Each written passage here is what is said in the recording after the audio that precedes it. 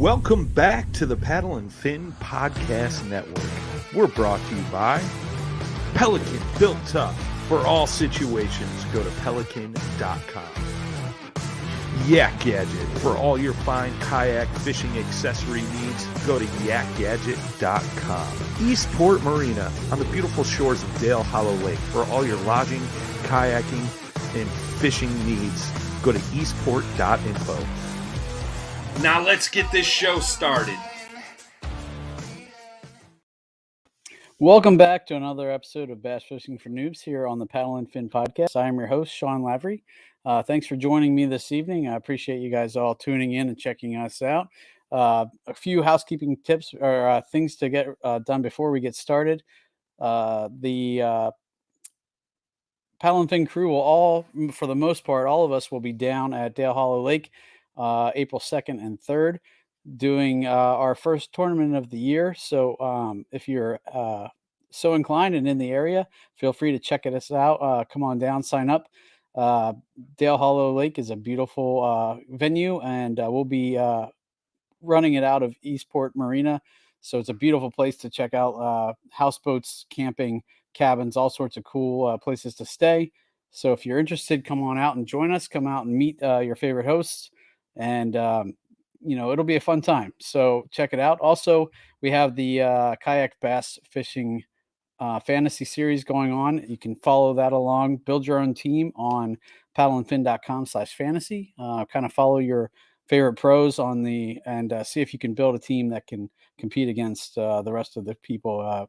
My team is doing not so great this year. I keep forgetting to set my lineup. I'm terrible at that.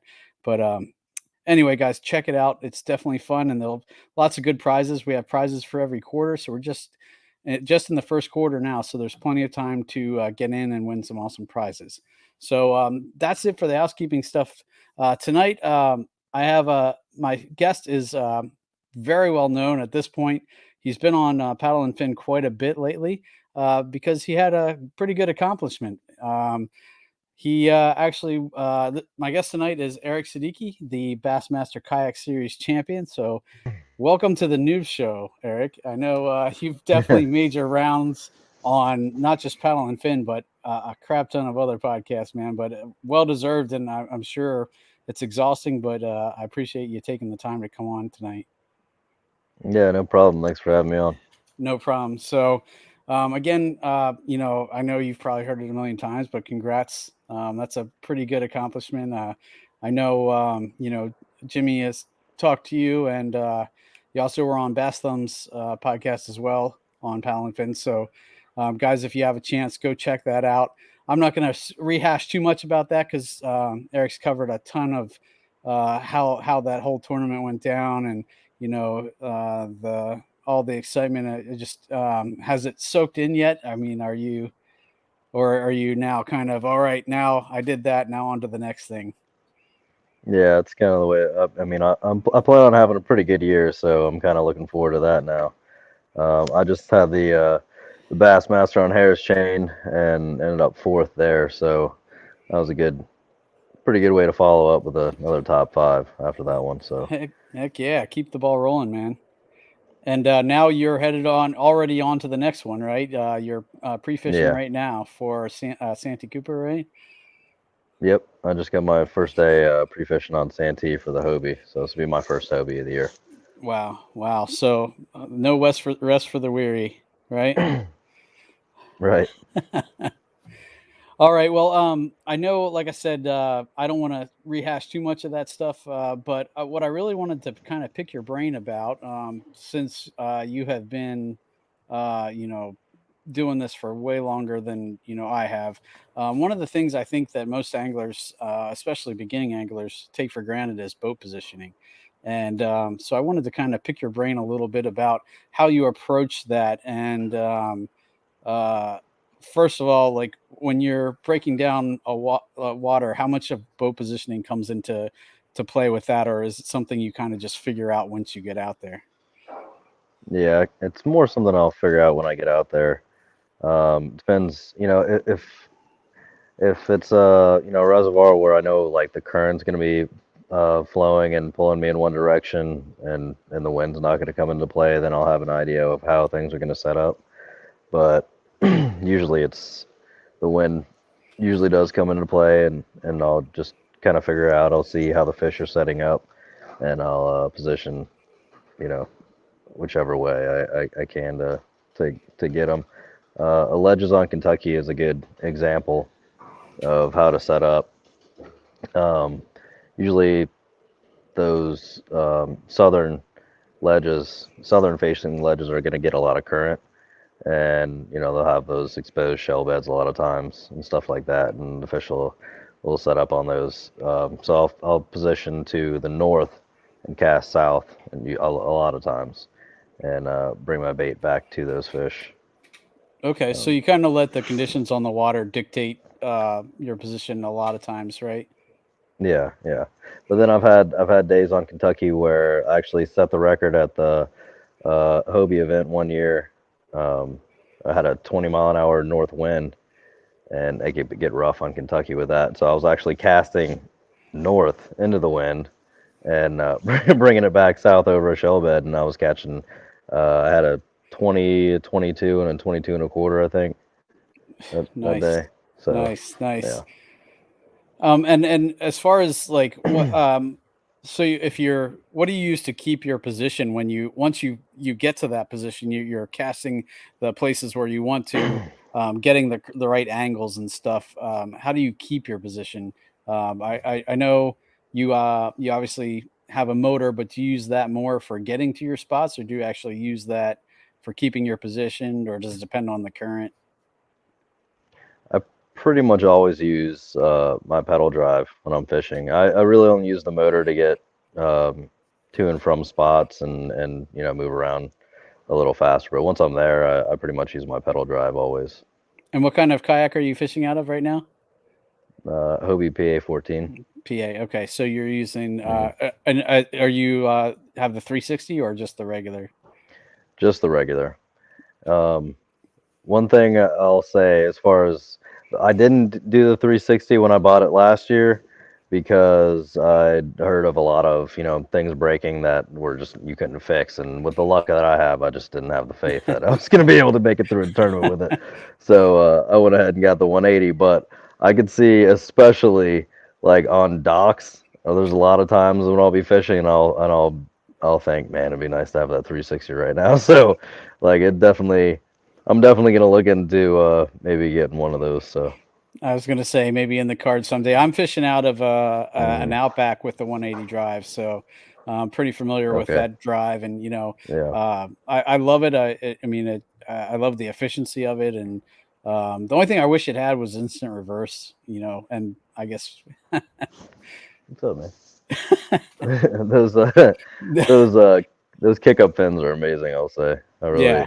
that was huge for me. That's one of the reasons I went ahead and got a new kayak last year, was just for those kick up fins. No, that makes a huge difference for me. I feel like even fishing shallow, whereas the old drives you had to be really careful, and now you can kind of just motor through and not Right, really worry about it. right. So I've had so many bent rods. Having to stick them in my trailer to bend them, straighten them back out, and stuff like that.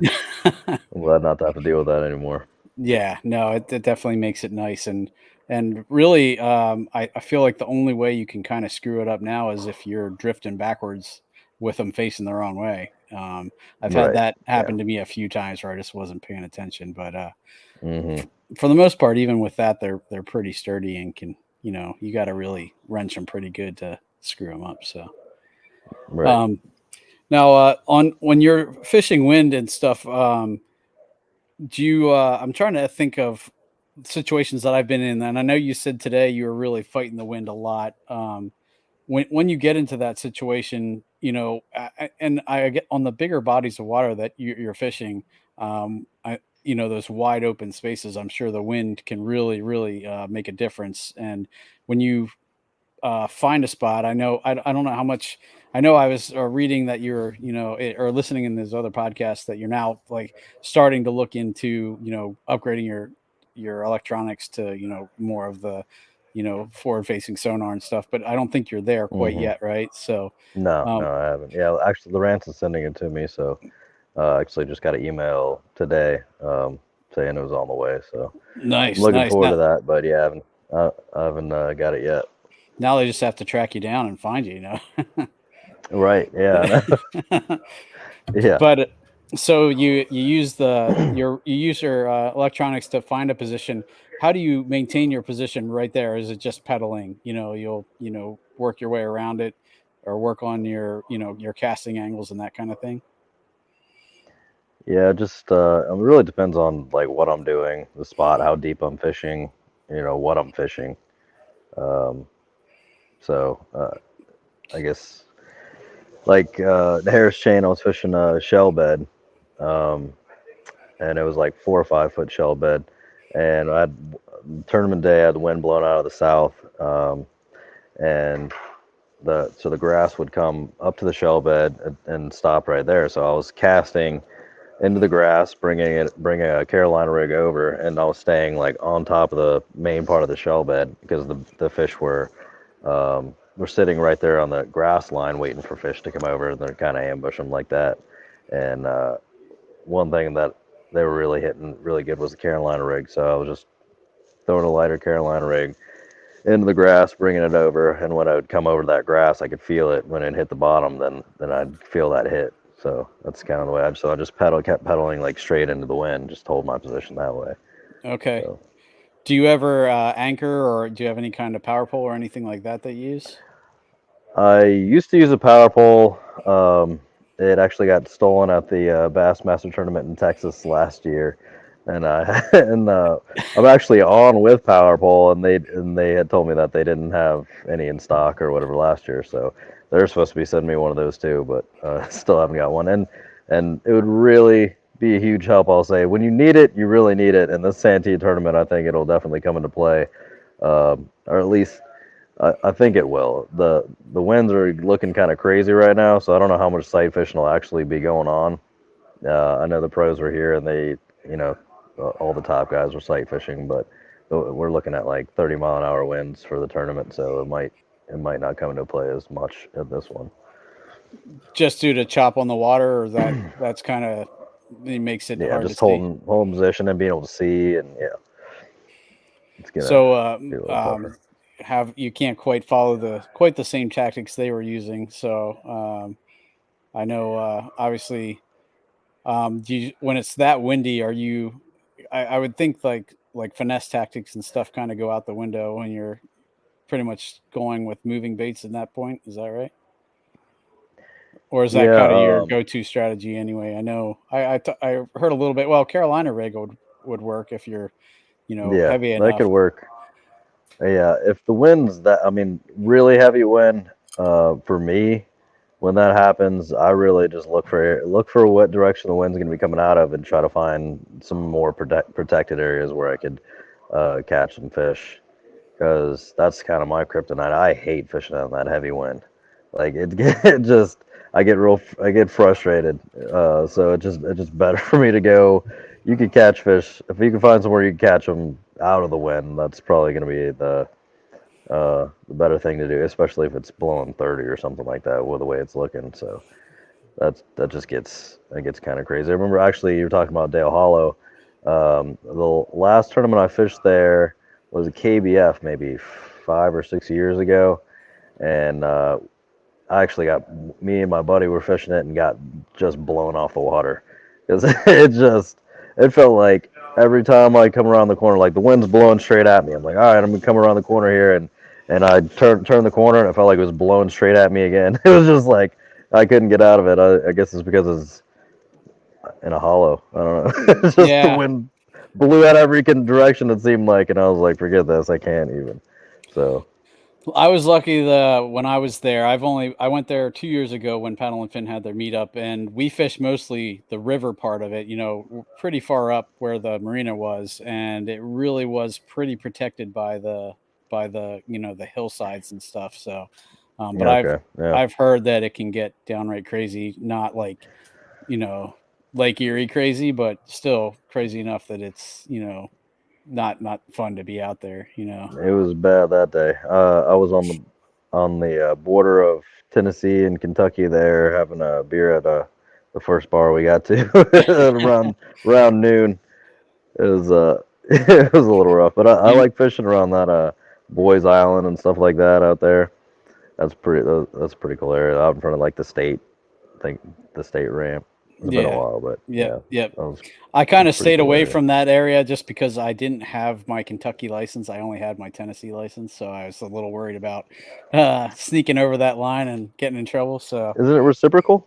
I'm not sure. I wasn't sure, so I wasn't even Okay. gonna mess with it. That's a good question, though. I'll have to ask that the next when I'm going back down there, Yeah, because that's good to know. I didn't even think of yeah, that. yeah, for sure.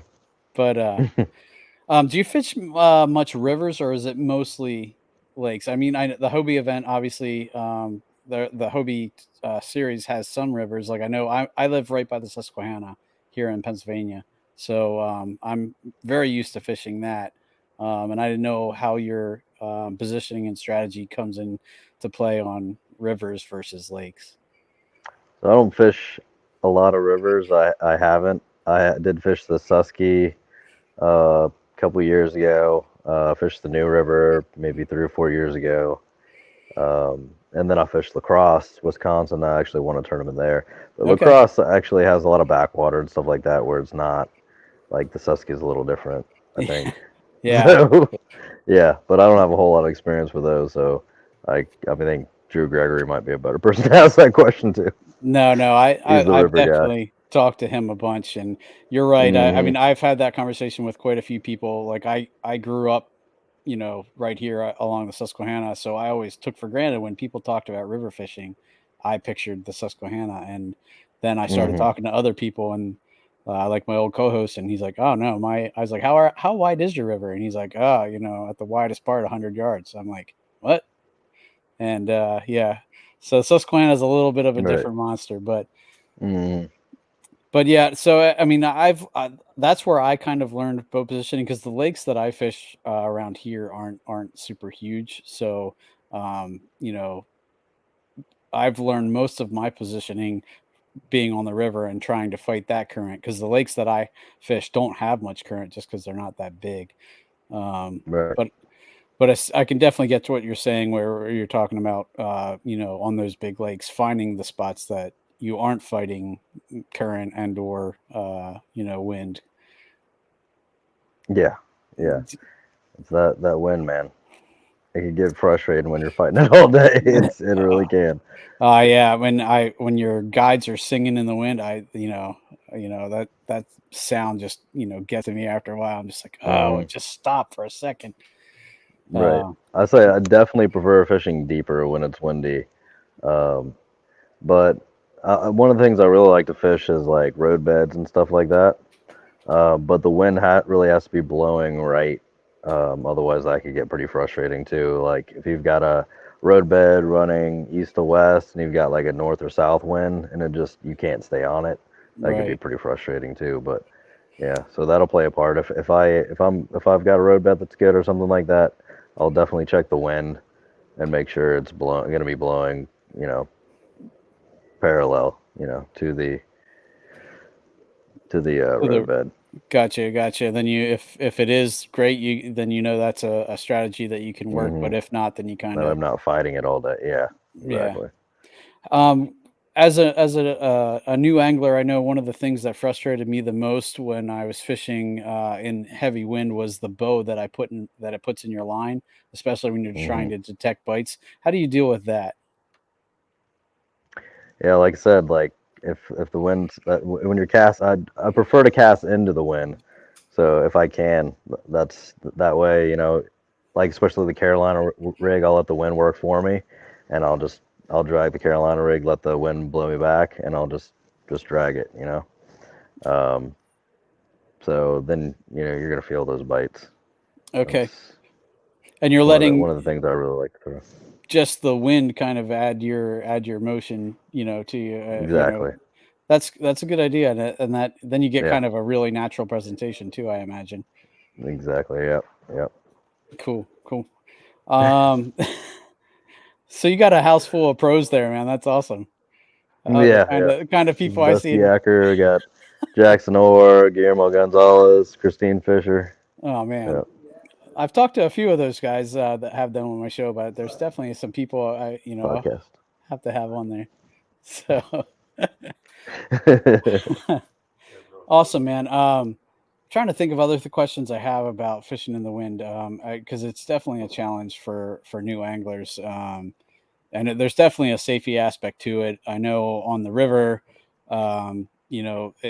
it kind of helps when the wind's blowing against the current, but that's when it's the choppiest because you have the current going one direction and the wind pushing the opposite, and it just makes instant rough conditions. And Right. I've had a few times where I've went out thinking that the wind was going to be blowing in one direction, and halfway down the river, it changes directions, and I've had trouble getting back to my car, back to the ramp, and definitely can present a challenge. So, what kind of tools do you use, like to figure out the wind before you go out, like weather app, that kind of thing, or where do you generally look Yeah, for your wind I think it's information? AccuWeather I use, something like that. I've got another wind app. I can't remember what it's called, but yeah, I'll check a few different things, try to see what it looks like.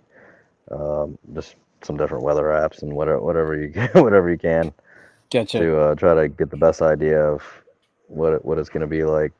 They're usually a lot of times they're always all wrong anyway. So Yeah, no, for sure. I minored in, I was working towards a minor in meteorology in my college classes. And when I was taking those classes, a guy from our local weather channel who had been doing the weather for years was in my class. And I was like, dude, how are you doing the weather every day on the news when you're just now taking the classes? He's like, we just let the computer models tell us everything and we go completely off of that. I was yeah, like, really? I'm hey like, man, that's crazy. it says tomorrow a lot of the day 50% chance of rain. I promise you, I can tell you anytime you want. There's a 50% chance of rain, so I'll allow to get away with that. I'll be honest with you. That's right. That's right. You might be right 25% of the time, but if that's accurate enough, then heck, I wish we could all get away with that kind of accuracy. But yeah, right. Yeah, So, really. awesome, man. Well, I know you've had a crazy long day. I won't keep you too much longer. I wanted to give you a chance to just talk about where you're headed. I know you said you're doing Santee right now. Where are you headed after that, or what's on your horizons? Next tournament after Santee is the KBF on Caddo. Then I get a week break, and I can't even remember what's after that. But I know I have, I think, a tournament 6 out of the next 7 weeks or something Wow. crazy like that. Wow. It's gonna be a busy schedule. But the next couple months are gonna be busy. After that, it'll slow down a little bit. So, but yeah, Well, it's and gonna you be a new definitely lake every week, just about. have a good start in two of the three of the big series. So obviously, if you do well in Hobie this week, you're going to be sitting pretty in all three leagues. So that's Yeah, got to be a right. good feeling, man. So I wish you all the luck, Yeah, definitely. and I want to thank you again for coming on. I wanted to give you a chance to shout out sponsors. I know you've definitely. I know sometimes I don't know if you have your list handy or not, and No, no. but I try to name off different ones every time if I can, or just there's too many of them. But Dakota's awesome. Like this house, Dakota got for us. They pay for our lodging on these trips, and that's amazing. And it's such a huge thing to have a company support us like that. Um, Lawrence is a newer one that I've been on with before, but yeah, they've came on with me this year, and I've always used Lowrance. So um, I really feel like if you it doesn't even matter what fish finder you have, if you just learn what you're looking at on that fish finder, that you're gonna be able to do well, and they make a great fish finder. Um, man, Yak Attack been with me for a long time. Like I've said a few times, uh, I wanted to get up on that stage and say. I've had that landing net for 7 years, and it's landed more fish than the Gordon's fishermen. that's a good I line, mean, man. seriously, I've ran that thing over with my truck and everything, and it's still going. I still got it out there. So, yeah, they're awesome. Yak Power lights. the lighting and the whole system, the 8-channel switching system I've got running my kayak. I don't have to worry about anything turning on and all that stuff anymore. So they're awesome. So if you need lighting for your kayak and having wiring issues, especially, check them out. And I know you mentioned who set that up for you. What was the name? Go ahead. What's that? I said, what was the name of the place that set up your kayak for you?